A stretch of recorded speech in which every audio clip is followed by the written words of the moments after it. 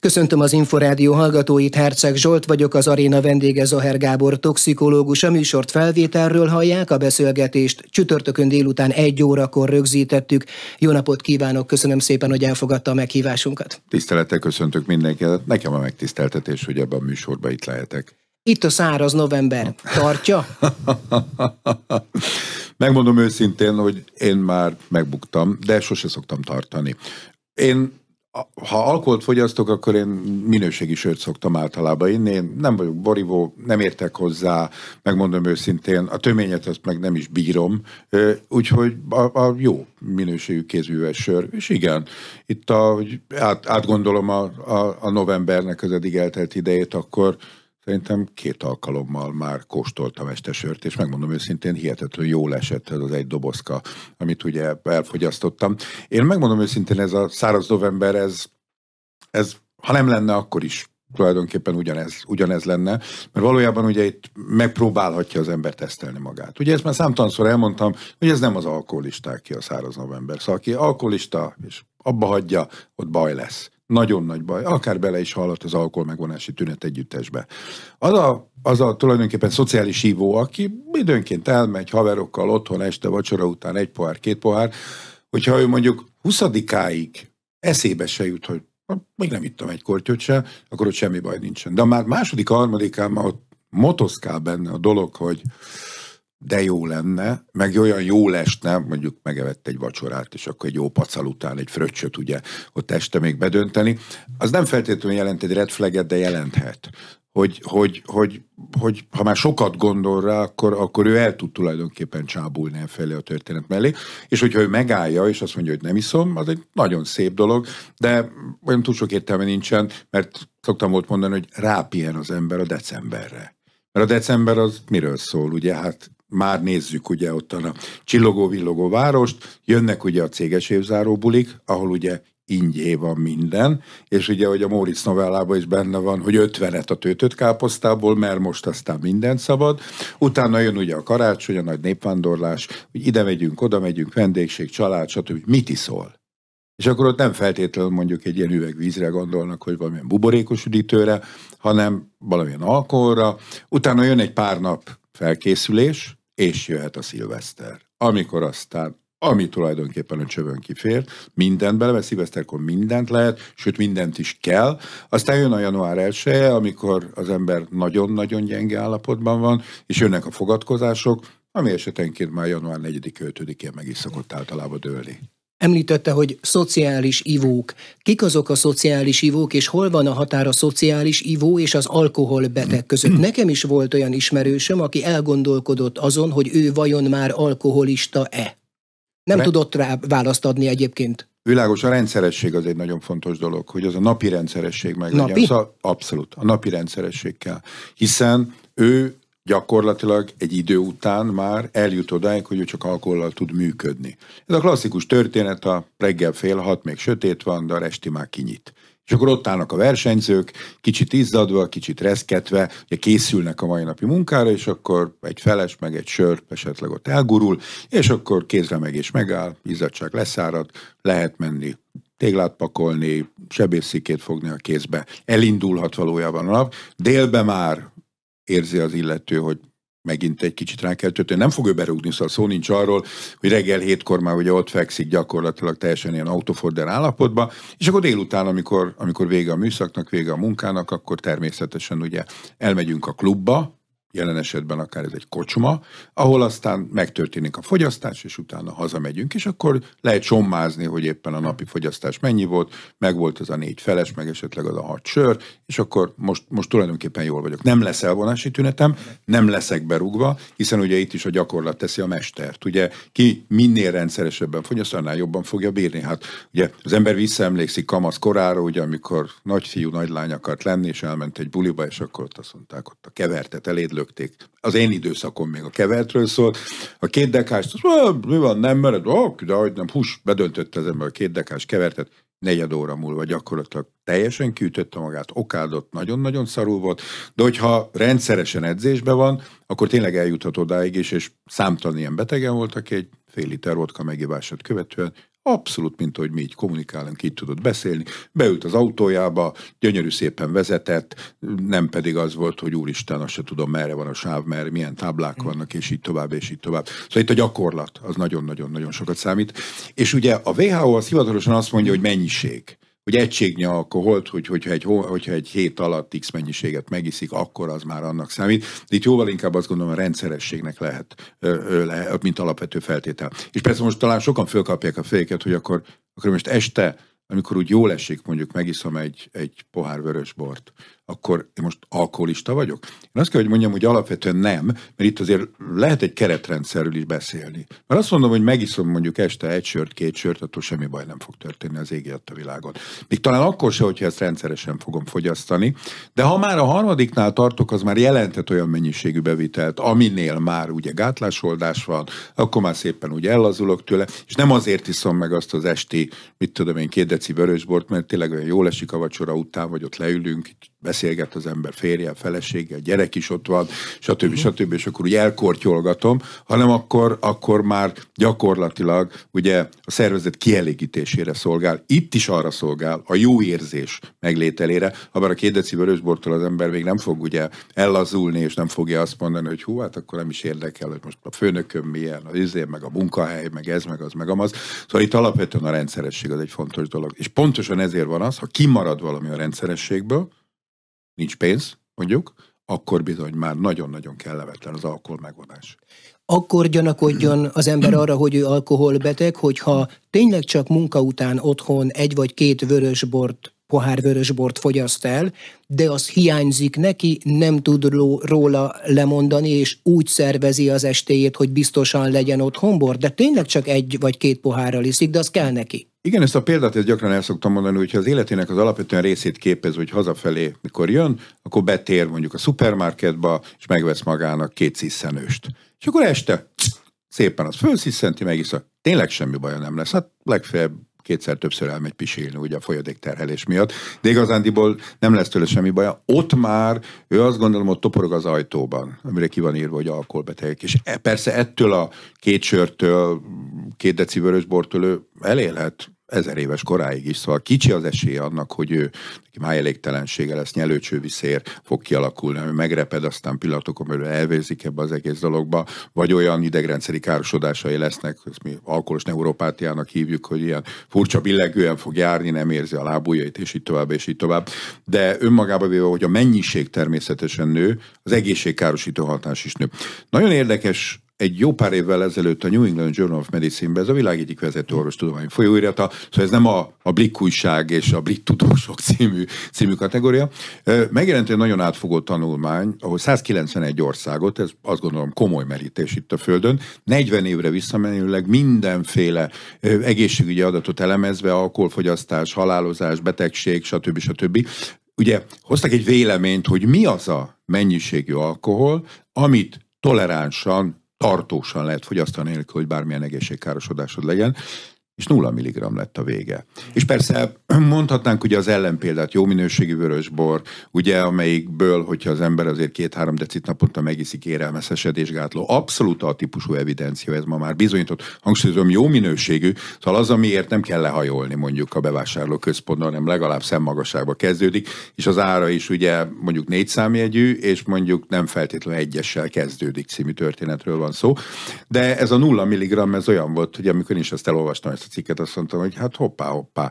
És ugyanakkor meg azt nézzük, ugye, hogy nő az átlag életkor, tovább élünk, persze egy csomó betegséget ma már meg tudunk gyógyítani, amiről akár 5-10 éve nem is álmodtunk, hogy akár stabilizálható az illető állapottal, sokkal több évig tud minőségi életet élni, és így tovább, és így tovább. De hát azért ott a mérleg másik serpenyője is, ugye azok a környezeti ártalmak, és éppen itt napokban ugye itt a mikroműanyagok lettek az, akik most hihetetlenül népszerűvé váltak, hogy például egy kelkáposzta megmelegítése ugye a mikrohullámú sütőben, az milyen jellegű mikroműanyag terheléssel fog járni a környezet számára, és hogy ennek milyen negatív egészségügyi hatásai vannak. Szóval én erre azt szoktam mondani, hogy az élet baromi veszélyes, de egyelőre még a pozitív dolgok többen vannak benne, mint a negatív dolgok. És tényleg tök jól esik az embernek mondjuk este meginni mondjuk egy sört, és most ön el tudja képzelni mondjuk a ma esti Fradi meccset, ásványvíz és zöldségchips kíséretében? Hát minden esetre szubkulturálisan egy újdonságot jelentene. Abszolút, hiszen ott meg kell lenni azt az ilyen rákcsát, olyan pörögtetőt, inni kell rá egy kis sört, kicsit kiabálni, kicsit felugrálni, kicsit anyázni, kicsit boldognak lenni. Szóval én azt gondolom, hogy igen, veszélyes életet élünk, de úgy gondolom, hogy ebbe egy bizonyos keretrendszeren belül beleférhet nyugodtan az alkohol. Szerintem kilépünk a keretrendszerből akkor, hogyha a rohamivásról beszélgetünk. Én néhány évvel ezelőtt hallottam ezt a fogalmat, akkor még nem értettem, mit jelent. Aztán voltam egy buliban, nem én éltem át, de láttam egy ilyen rohamivást. Mesélje el, hogy néz ki egy ilyen, de legfőképpen azt, hogy mi a következménye. Megjövök, megyek, itt egy pohár, ott egy pohár, ott egy pohár, A féléből, B féléből, C féléből, D féléből, fél óra alatt jelentős mennyiségű alkohol kerül be a szervezetembe, és klatty, és felborulok. És nekiállok okádni, esetleg olyan dolgokat csinálok, amit ma már persze ugye mindig előkerül a mobiltelefon, és akkor az már másnap rajta van az X-en, rajta van a Facebookon, ide-oda, amoda, és gyakorlatilag én ezt azért nem értem, oké, ez hülyeség, mert magam is ugye kamaszkorban azért, hát valljuk be, szintén belezuhantam ebbe a történetbe, hogy nem azért megyek el egy buliba, hogy fél óra múlva ott feküdjek a sarokba, teljesen autofordere állapotba, kiütve, összeokádva, stb. Amikor persze, ahogy mondtam, tök jó képeket lehet valakiről csinálni, rövid videó, TikTokra föltenni, stb. Soha nem fog onnan lejönni, hanem azért, hogy jól érzem magam. És ebbe abszolút mértékig beleférhet az, hogy mondjuk megiszom egy pohárral, megiszom 2 pohárral, csak tudjam ezt a keretrendszert betartani, mert a binge drinking ebből a szempontból hihetetlenül veszélyes. Ráadásul ott vannak még ugye, és ez általában a hölgyekre szokott jellemző lenni, aki azt mondja, hogy hát fogyókúrázom, vagy nem akarok meghízni, és mit tudom én, a napi kalóriabevitelem az mondjuk 1200 kalória. Ennek egy jelentős része ugye a délutáni vagy az esti partiról van, ahol megiszom egy koktélt. Hát a koktél az még inkább magasabb kalóriatartalom, hiszen abban van esetleg cukor, van tejalapú koktélok, az alkohol is azért magas kalóriatartalommal bír. Úgyhogy a napi kalóriabevitelének mondjuk akár a 2/3 is elfogyasztja alkohol szempontjából, és a maradék az, amit valamikor eszik, előbb-utóbb hiánybetegségei lesznek, előbb-utóbb ugye nem táplálkozik rendesen, a hiánybetegségek mellett a májkárosodása, a vesekárosodása is megjelenhet, és ez mind az idézőjelben a túlzott odafigyelésről szól, mert 1200 kalóriát nem akarom túllépni, mert a strand törvényei kegyetlenek.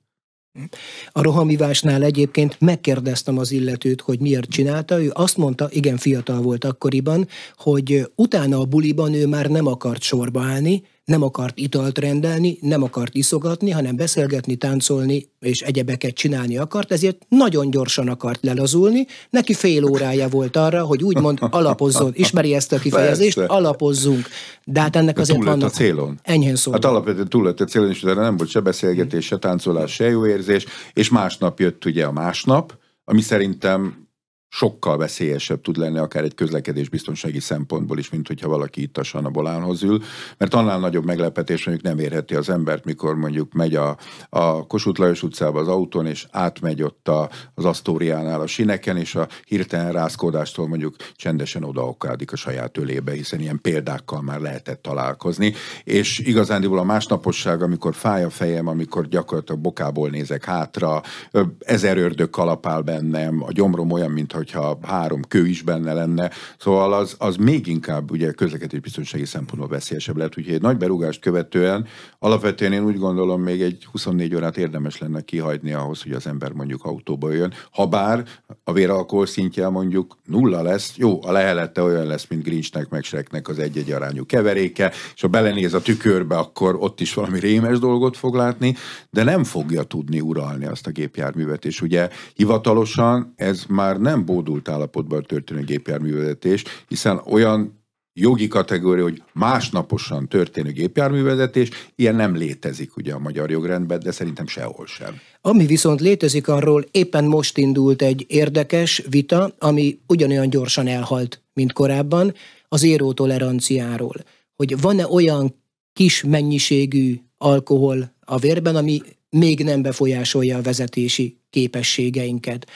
Azt tudjuk, hogy mit mond a törvény, de érdeminek tartja egyáltalán ezt a vitát? Igenis, meg nem is, mert azt gondolom, hogy ezek a problémák ezek alapvetően arról szólunk, hogy beszéljünk róla, és utána nagyon fontosnak tartom, hogy szakmai alapon lehessen döntéseket hozni, és ne arról szóljon, hogy most a politika kitalál valamit, és akkor azt mondja, hogy kérem, én ezt meg tudom valósítani, mert ott, ahol szavazni kell, ott nekem megvan a többségem, és akkor ha törik, ha szakad, ha a szakma azt mondja, hogy nem jó, akkor is ezt az egészet át fogjuk valójában nyomni.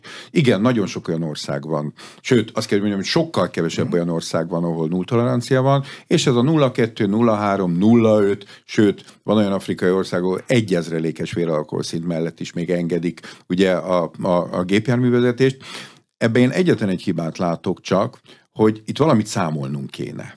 De nem gondolom azt, hogy amikor az ember elmegy egy buliba, és azt mondja, akkor most megiszom 2 sört. Hány százalékos alkoholtartalma volt ennek a sörnek? Oké, ez mondjuk 0,44 vagy 0,33 milliliter, akkor számoljuk, hogy ez hány gramm alkoholt jelent, akkor én ezt bevittem, most akkor van 10 óra, nagyjából most érheti el a csúcskoncentrációt, körülbelül ennyi lehet most a véralkoholszintem, azt is tudjuk körülbelül, hogy mondjuk ilyen véralkoholszint mellett 0,15%-kal csökken óránként a véralkoholszintem, akkor számoljunk.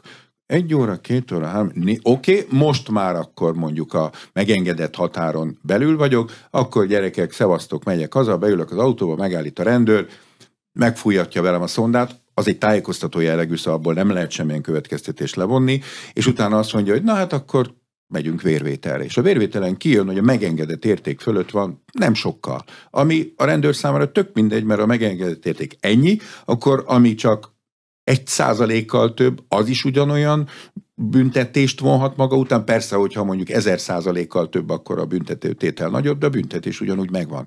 Mert az, hogy 0,15%-kal csökken óránként a véralkoholszintem, az egy átlag.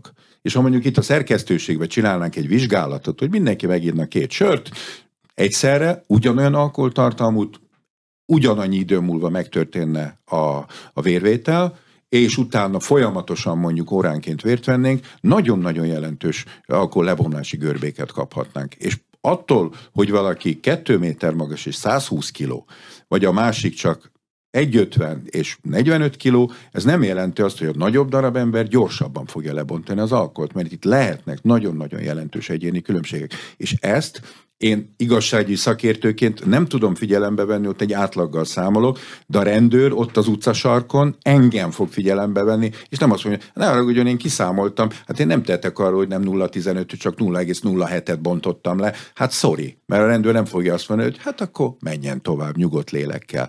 Ez egy bizonytalansági faktor. A másik, amiben viszont ebből a szempontból talán lehetne fantázia, ha bár a légalkohol vizsgálatok, egy légalkohol mérő, amit meg tudok venni, elmegyek a boltba, és akár 2-3 ezer forintért is, jó, az mondjuk nem éppen a csúcs, de mondjuk egy olyan 15 000 forintért már egy jó minőségű légalkohol mérő készüléket lehet venni, és ugye megvan a konverziós szám, hogy a légalkoholt hogyan tudom véralkoholra átkonvertálni, nagyjából egy ilyen 2-es szorzó, 2,1-es szorzót kell figyelembe venni, hogy akkor mindenkinek a zsebébe ott lapulnak kis készülék, és akkor azt mondja, a gyerekek, én most megyek. És akkor előveszi szépen a kis cuccát, belefúj, megnézi, jó, mehetek. Oké, ez a légalkoholgyártók számára egy óriási nagy bizniszt jelentene, hogy akkor el tudnának adni, mit tudom én, 2,5 millió ilyen légalkoholmérőt, de igazándiból én azt gondolom, hogy a keretrendszer betartása, tényleg elmegyek abba a buliba, és tényleg csak 1 sört iszom.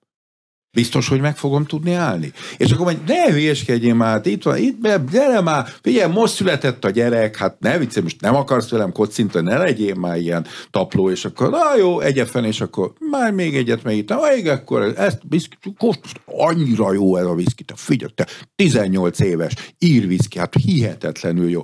És akkor már is ott abba, és nem tudom tartani a keretrendszert, és ezért szerintem a nulltolerancia ebből a szempontból egy nagyon egyszerű dolog. Közt nem kérek.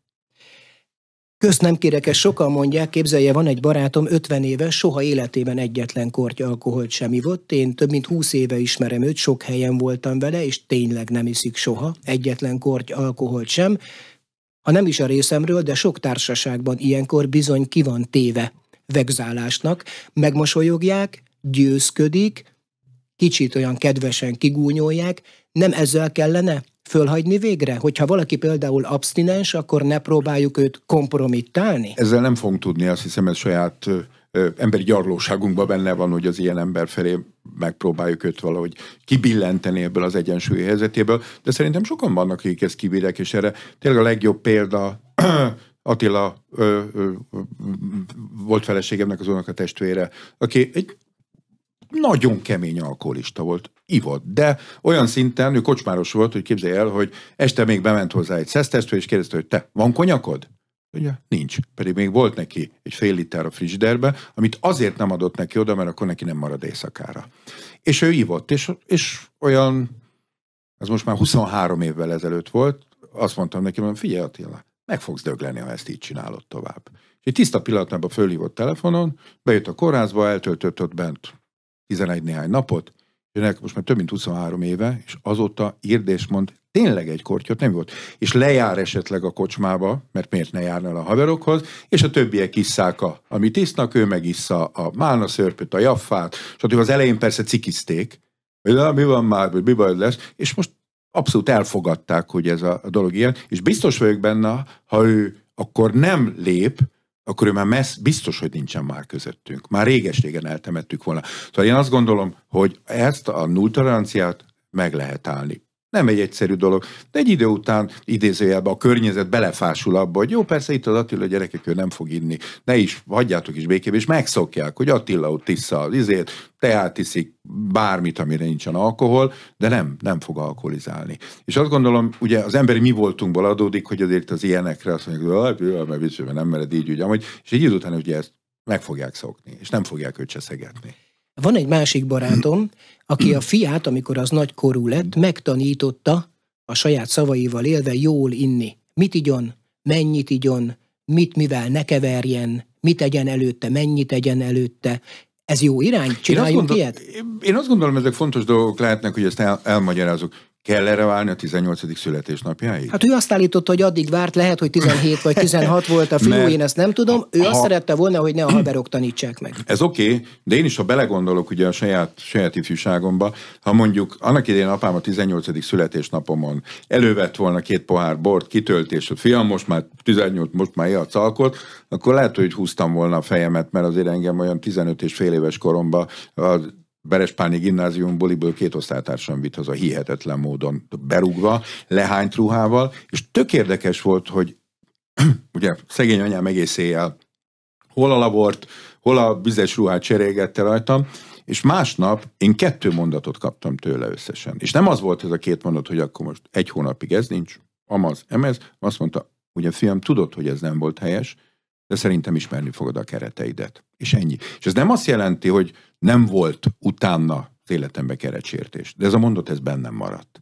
És megmondom őszintén, soha semmilyen problémám nem volt az alkohollal. Igen, volt, hát hiszen én is leérettségiztem, meg szigorlatoztam anatómiából, gyógyszertamból, amik után azért vannak ilyen bizonytalan időperiódusok, amikre nem emlékszem, de soha problémám nem volt, és ugyanezt a történetet eljátszottam annak idején a fiammal, aki szintén ebbe a korba volt egy ilyen domború talpú cipőben állunk a Móricz Zsigmond körtéren című történet, apa haza tudsz vinni, tök jó volt, hogy fölhívott a gyerek, ugye, és nem az volt, hogy majd hazasúnyogok, aztán ha majd lefeküdtek, akkor majd mit tudom én, bekúszom a küszöb alatt, és akkor majd valahogy elbújdokolok, hanem ő ezt felmerte vállalni, és neki is pontosan ugyanezeket a mondatokat mondtam, és jót szórakoztunk rajtam. Ráadásul az is egy érdekes dolog volt, hogy amikor 16 éves volt a fiam, akkor engedtük le először őt Sopronba a Bolt Fesztiválra, de úgy, hogy lent is maradt a barátaival 16 évesen.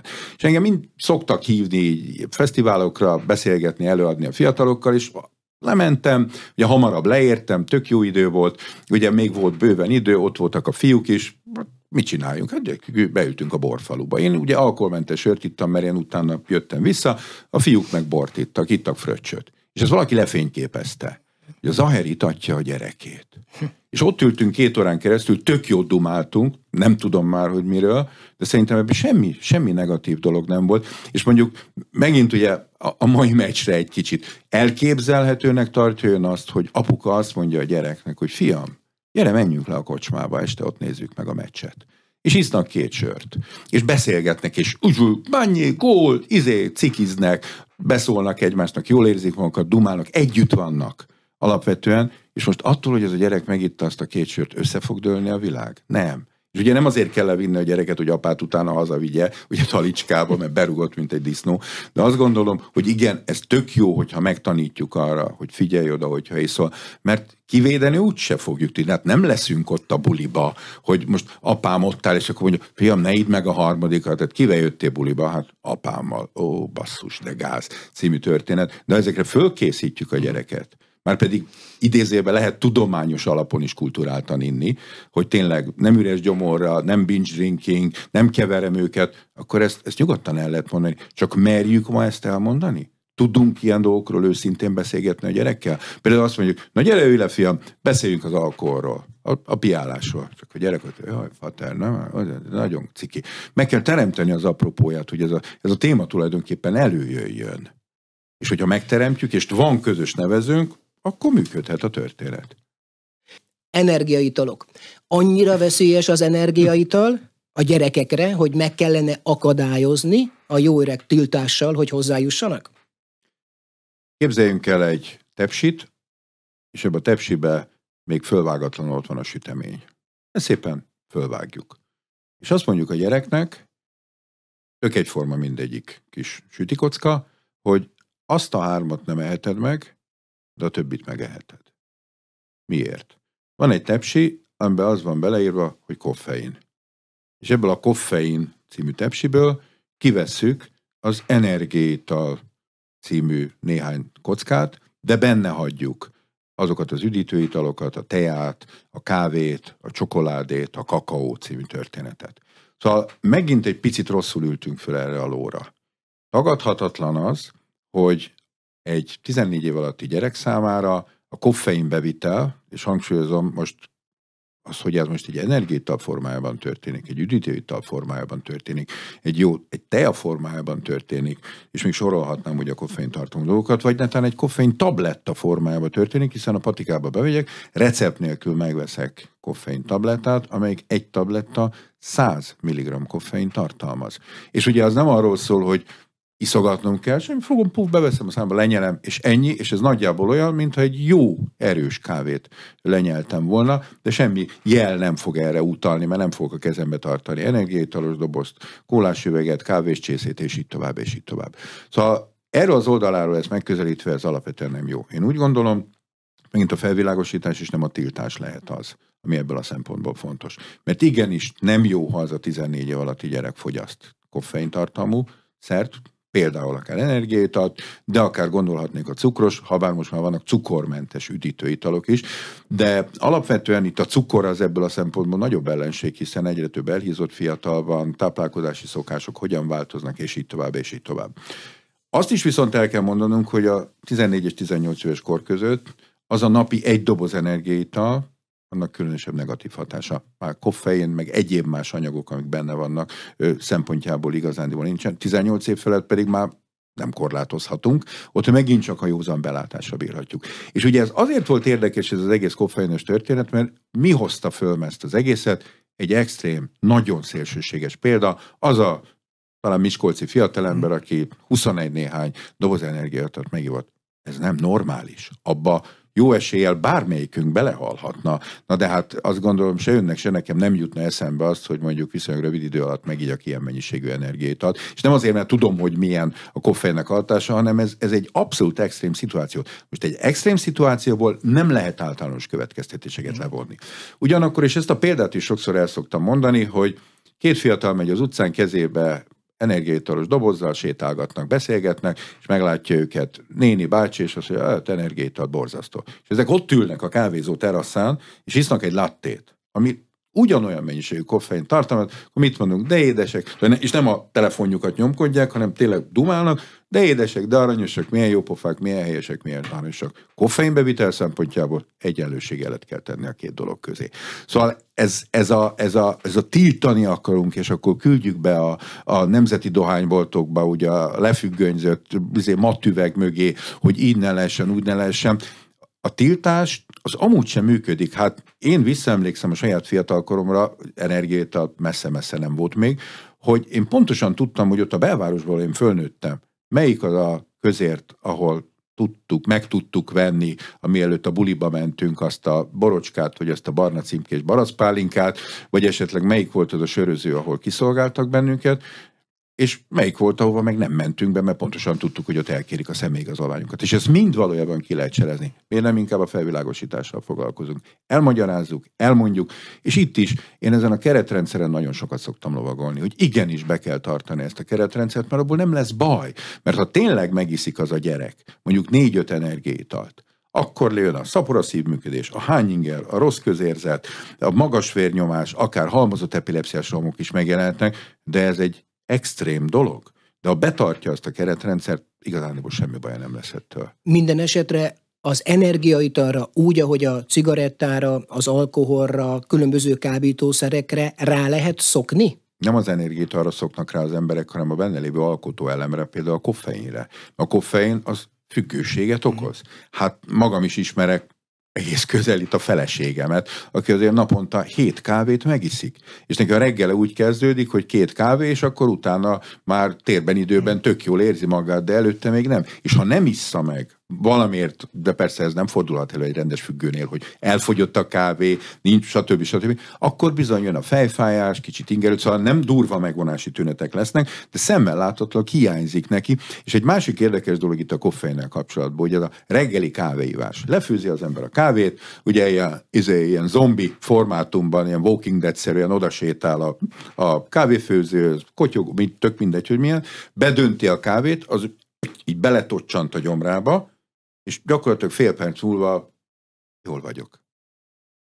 Fölszívódott valamennyi belőle? Persze, valamennyi, igen, de nem annyi, ami még valójában ki tudja fejteni a hatását. Szóval itt jóval inkább a reggeli kávéivás jelentős része az egy pszichés történet, hogy nekem szükség van erre. Ráadásul most gondoljon bele, egy rendes nikotinfüggő, kávéfüggő, reggel ugye rágyújt, megissza az első kávét, második cigi, és hova megy utána?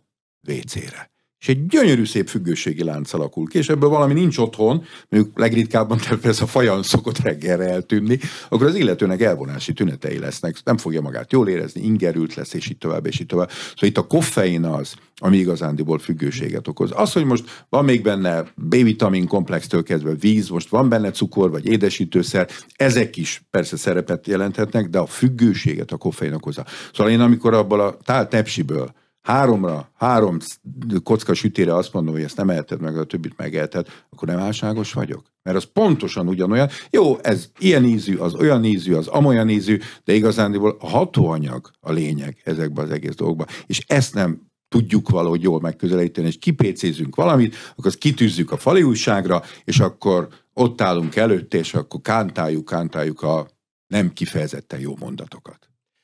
Dohányzás, úgy is említette a nikotint, elfbár. Mi a baj vele? Állítólag veszélyesebb, mint a cigaretta. Látom, hogy a trafikosok mindenhol kétségbe esetten plakatírozzák ki, a külföldieknek angolul, hogy nem árusítunk ilyesmit, ez itt tilos. Ne a tiltásról beszéljünk, hanem hogy mi ez és miért veszélyes. Azért, igen, az elfbárral egyetlen egy nagy baj van, hogy jó.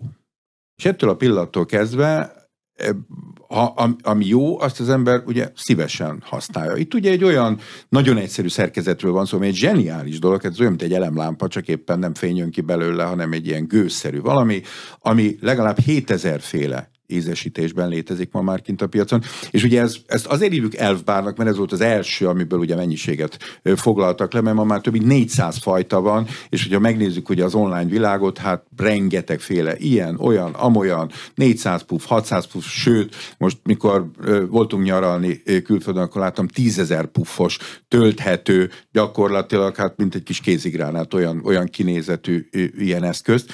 És alapvetően ha ezt úgy tudnánk használni, mint mondjuk egy klasszikus cigarettát, akkor ez jelentős ártalomcsökkentő hatással bírna. Miért? Ugye igazándiból a nikotin, ami benne van, az nem rákkeltő. Azt ex cathedra kijelenthetjük, a nikotin függőséget okoz, de nem rákkeltő.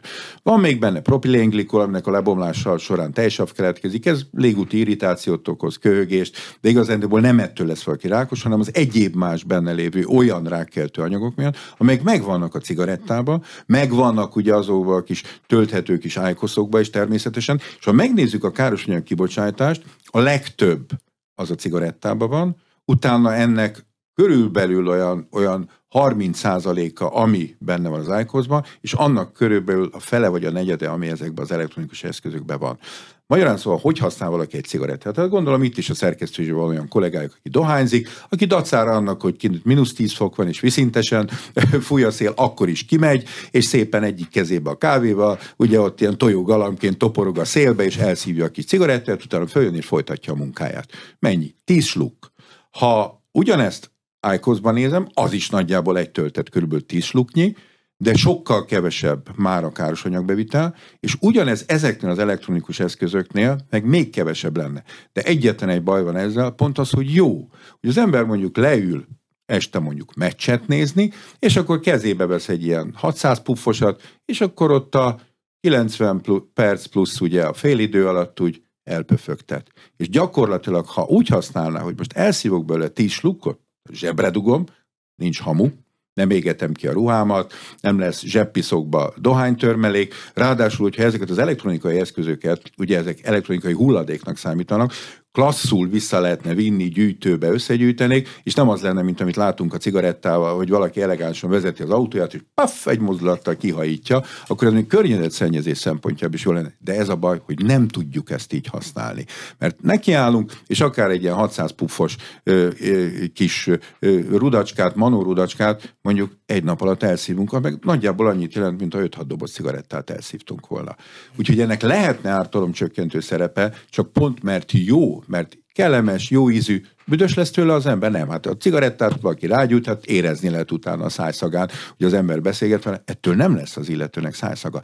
És ez megint miről szól? A felvilágosításról, hogy beszéljünk elő. Igen, egy dohányosnak alternatíva lehet, ártalomcsökkentő alternatíva lehet, de használja úgy, mint ahogy a cigarettát, hogy gyakorlatilag mondjuk egy nap, mondjuk 10-15-ször elszív belőle mondjuk 10 slukot, és akkor jelentősen kevesebb lesz a károsanyagbevitel. A már felvilágosítás, ártalomcsökkentés, megelőzés az olyan módszerek, amikor figyelmeztetéseket raknak, elég ijesztőeket a cigarettás dobozokra, szörnyű képeket, vagy például az, hogy feltűnően hollywoodi filmekben pozitív karakter most már biztosan nem gyújt rá cigarettára olyan 10-15 éve, és még sok ilyet tudnék mondani, ezeknek van értelmük, ezek érnek valamit? Ezek a példamutatások, figyelmeztetések, elriasztások? Valamennyit igen, de azt kell, hogy mondjam, hogy azért nem ettől fog egy 15 éves gyerek nem rágyújtani. Mert mit érdekli őt az, hogy mondjuk, ha most elkezdek dohányozni, hogy 25 év múlva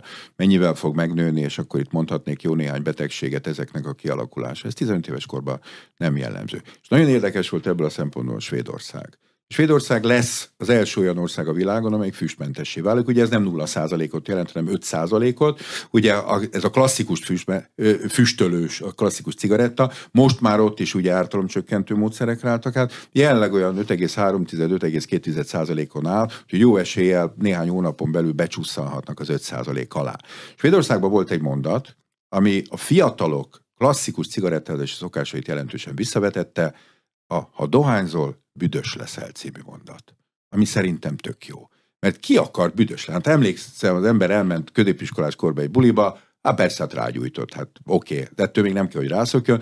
Hát anyám mennyi idő alatt vette le, hogy rágyújtott? Na, ott volt, taga volt a ruhámnak, a hajamnak, akkor még volt, és igazándiból ugye ez az ártalomcsökkentő technika, amit mostanában ugye próbálnak valójában népszerűsíteni, ennek tényleg lenne ugye valós haszna. Csak egyetlen egy baj van, hogy ezeket a fajta technikákat, ezeket a kvázi füstmentes technikákat még nem tudjuk úgy használni, és erre meg kell tanítani az embereket, mert ugye egy ilyen 600 puffos kis elfbárt manórudacskát, ezt az ember akár egy nap alatt is el tud füstölni. Mert jó, mert kellemes a füstje, nem lesz büdös a lakásba, nem égetem ki a ruhámat, nem hamúzom össze a világot, és így tovább, és így tovább.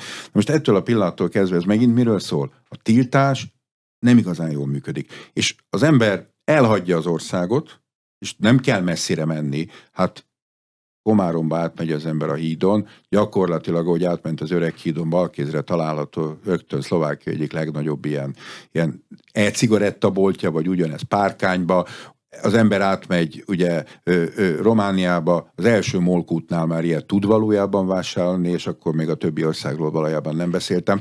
Szóval nem gondolom, hogy hogy a tiltás lehet az. Ráadásul úgy, hogy akkor ezt most ugye a NAV-ot ráküldik, 4 számjegyű elfbárvonal van, ahol bárkit följelenthetek című történet, kommunikálni kell. És tényleg azt gondolom, hogy a valódi közszolgálatiság az tényleg arról szólna, hogy ezekről beszélünk, ezeket elmondjuk, és ha már ugye itt a közszolgálatiságnál tartunk, az utóbbi időben egyre többet hiányolnám mondjuk azokat az óriás plakátokat, ami például a szűrővizsgálatok népszerűsítéséről szól. Hogy egy influencer, egy ismert arc kiállna, idézőjelbe kiállna, ott lenne az óriás plakáton, és így kimutatna, és azt mondaná, voltál prostatarák szűrésen? Vastagbélrák szűrésen, méhnyakrák szűrésen, emlőrák szűrésen. Miért kell Magyarországon kb. 10-szer annyi nőnek meghalni a méhnyakrákba, mint mondjuk egy észak-európai országba? Mert nem mennek el az emberek szűrésre. És ha 24-szerre belakadok abba a frányó óriás plakátba, akkor lehet, hogy itt valami szikra lesz a fejembe, és azt mondom, hogy oké, kérek egy időpontot, és lehet, hogy november 72-ére kapok, de ugye nem arról van szó, hogy most azonnal, mert baj van, és elmegyek, és utána megkérem a következő szűrés időpontot, és ez az igazi közszolgálatiság. És ennek nagyon rövid távon igenis nagyon komoly népegészségügyi haszna lenne, mert mérhetően csökkenne azoknak az áldozatoknak a száma, akik kvázi abszolút értelem nélkül halnak meg, mert olyan betegségük van, ami kellő időben felismerve alapvetően gyógyítható, akár 100%-os hatóanyagsággal is. Az egyik videójában beszélt egy Captagon nevű szerről, remélem jól ejtem a nevet, a dzsihád tabletta szó is előkerült ezzel összefüggésben. Ez micsoda, és szinte biztos vagyok benne, hogy azt fogja mondani, hogy már Magyarországon is jelen van. Alapvetően ne haragudjon, de ellent kell önnek mondjak, mert tudomásunk szerint nincsen jelen Magyarországon szerencsére. Ez egy fenetilin nevű anyag, amelyeket valamikor a 60-as években egy gyógyszergyártó cég állított elő, és ennek volt egy nagyon rövid ideig tartó medicinális karrierje is, de a mellékhatások miatt ugye eltűnt. Aztán sokáig nem is lehetett ezzel valójában találkozni, és a párizsi merényletek, ugye a tunéziai, mikor az a legény ott ugye motorcsónakkal megérkezett a tengerpartra, és 31 néhány turistát leölt, vagy akár a nizzai merénylet kapcsán, ugye az elkövetőknek a szervezetéből ki lehetett mutatni ezt a szert. Ez tulajdonképpen az amfetaminnak, sokan ismerjük, ugye pörgetőtabletta, és a teofilin nevű készítménynek, ami egy ilyen hőrtágító, ezt ugye gyógyszerként használjuk, valójában a házasításából jött létre. A Captagonnak, ennek a dzsihádpilnek, a fenetilinnek a fő előállítási helye Szíria. És pontosan tudjuk, hogy ott ez gyakorlatilag megint csak egy ilyen kontrollálhatatlan valami, sőt ráadásul ugye Assad elnök testvére az egyik legnagyobb előállító és az egyik legnagyobb kereskedő, és a Közel-Keleten ez hihetetlenül népszerű, megjelent már a balkáni országokban is.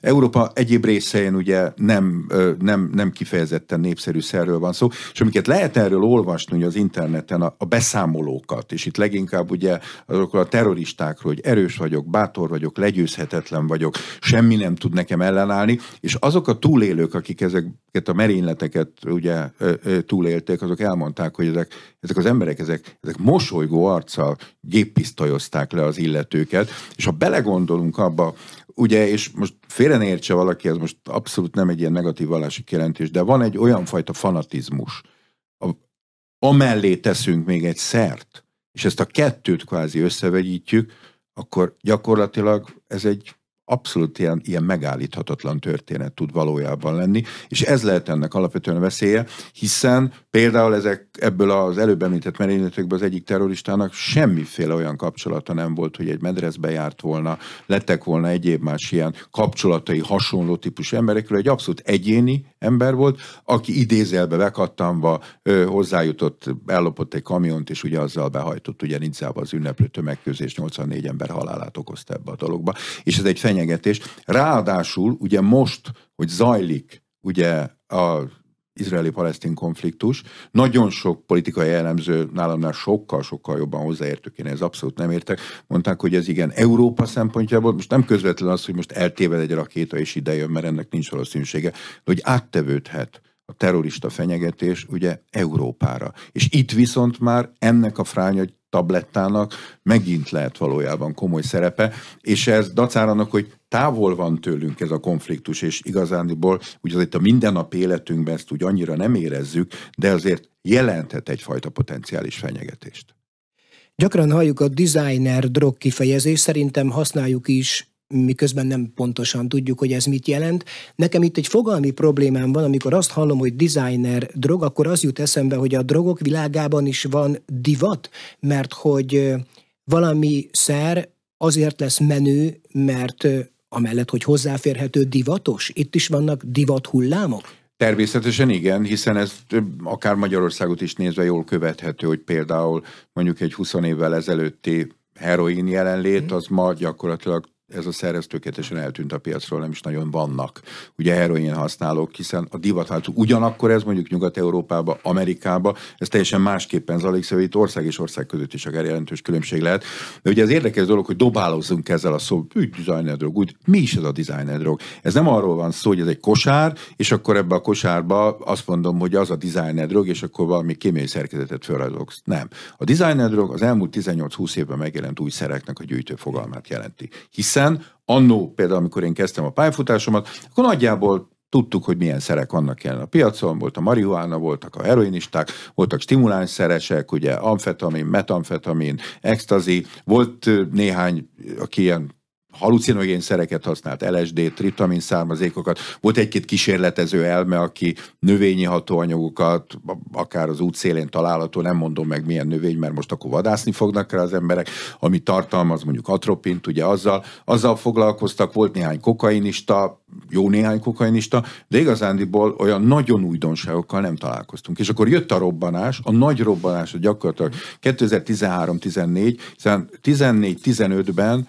évente 100 új szer került ki a piacra. Most belegondolunk, ez a szakma számára is egy követhetetlen dolog, nemhogy egy felhasználó számára, és akkor megszülettek ilyen fantáziánevek, mint biofű például, ami tök jó, mert ha azt mondom, hogy biofű, ez nagyjából ma olyan 120-130 féle hatóanyagot tartalmaz ez a kosár, amiben van olyan, amelyiknek a hatása alig éri el a marihuánát, és van olyan, amelyik úgy pofán vág, mint gyakorlatilag, mintha egy nehézsúlyú boxoló vágna képen védekezés nélkül. Ugyanez vonatkozik a kristály című meghatározásra, ami mögött egy olyan 30-40 féle kémiai anyagot értünk, és ez napjaink szerhasználatának a bizonytalanságát jelenti. Mert régen megvette az ember a spanglit, tudta, hogy az van benne, a színes tabletta az X volt, a por alakú az lehetett amfetamin vagy kokain, persze árban jelentős különbség volt a kettő között.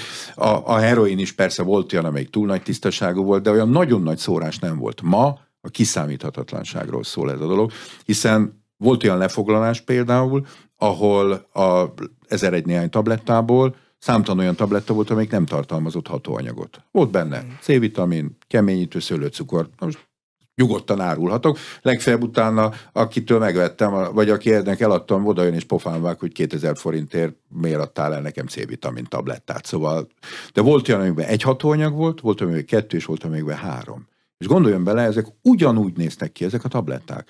És akkor az embernek fáj a feje, bemegy a patikába, és azt mondja a patikusnak, hogy én szoktam szedni, mit tudom én, paracetamol hatóanyagot a fejfájásomra, adjon már egy dobozzal. És akkor patikus kirakja, és azt mondja, oké, lehet, hogy ebben paracetamol van, de lehet, hogy ibuprofen, lehet, hogy metamizol van benne, lehet, hogy nem is 500 mg, hanem 300, és lehet, hogy 600, de lehet, hogy 50. Megvennénk?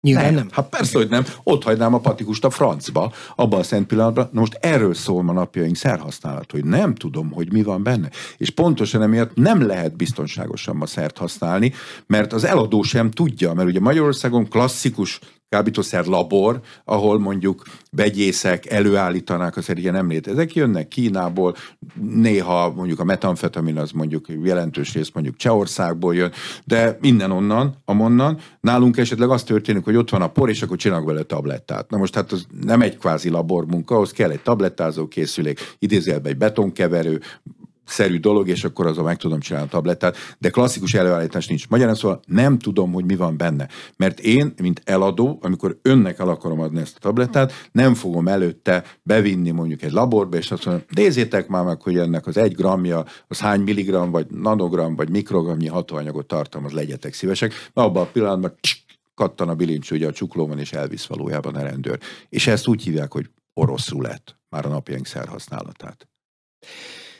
Az arénát hallották, az Inforádióban Zaher Gábor toxikológus volt a vendégünk. Köszönöm szépen, hogy eljött. Köszönöm a megtiszteltetést, hogy itt lehettem. A műsort meghallgathatják az Infostart oldalán, ha érdekesnek találták a beszélgetést, iratkozzanak fel az Inforádió YouTube csatornájára. Az aréna elkészítésében Módos Márton, Szécsi Ágnes és Tóth Tamás segített, én Herceg Zsolt vagyok. Köszönöm, hogy figyeltek ránk.